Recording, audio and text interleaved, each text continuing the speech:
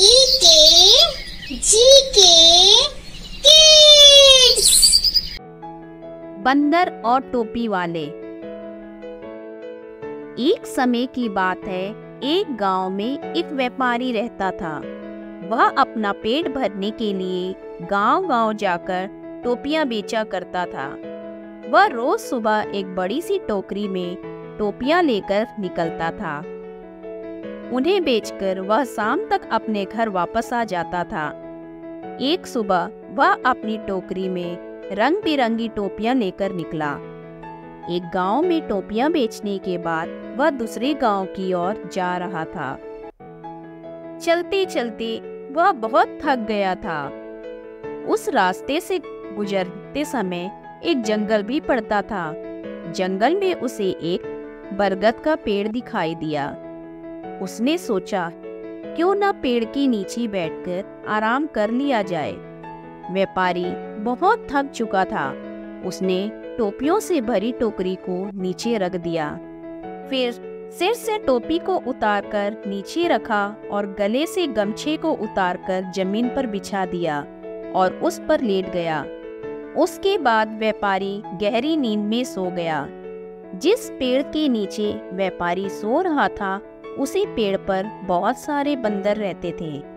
व्यापारी के सोते ही बंदरों ने उसकी टोकरी पर हमला बोल दिया। बंदरों ने रंग बिरंगी टोपियों को लेकर खेलना शुरू कर दिया। कई बंदरों ने टोपियों को हाथ में भी पकड़ रखा था। बंदरों की उछल कूद से वहां शोर हुआ तो व्यापारी की नींद खुल गई। नींद खुलते ही व्यापारी के होश उड़ गए।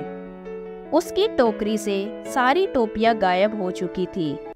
सभी बंदर हाथ में टोपी लिए हुए व्यापारी की ओर देख रहे थे। व्यापारी ने ऊपर बंदरों की ओर देखा तो उसे सब समझ आ गया। व्यापारी परेशान हो गया।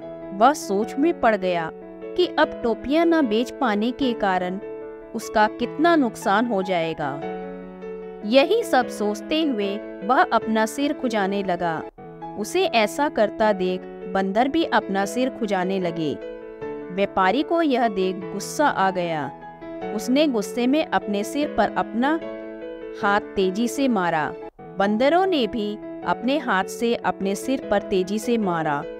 बंदरों को ऐसा करता देख व्यापारी को समझ आ गया कि बंदर उसकी नकल उतार रहे हैं।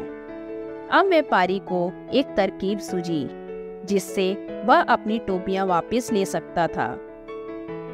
अब उसने जिस टोपी को सोते वक्त सिर के नीचे रखा था, उसको सिर पर पहन लिया। बंदरों ने भी झट से हाथों में पकड़ी हुई टोपियां सिर पर पहन ली। अब व्यापारी ने सिर पर पहनी टोपी को जमीन पर फेंक दिया। बंदरों ने भी व्यापारी की नकल उतारते हुए अपने सिर पर पहनी हुई टोपियां जमीन पर फेंक दी। व्यापारी की तरकीब काम कर गई थी। उसने जल्दी जल्दी सारी टोपियां इकट्ठी की। टोकरी में सभी टोपियों को रखने के बाद व्यापारी वहां से तुरंत उन्हें बेचने के लिए दूसरी गांव की ओर चल दिया। सीख: इस कहानी से हमें यह सीख मिलती है कि परिस्थिति चाहे जैसी भी हो, हमें घबराना नहीं चाहिए। हर हाल में हमें समझदारी से काम लेना चाहिए।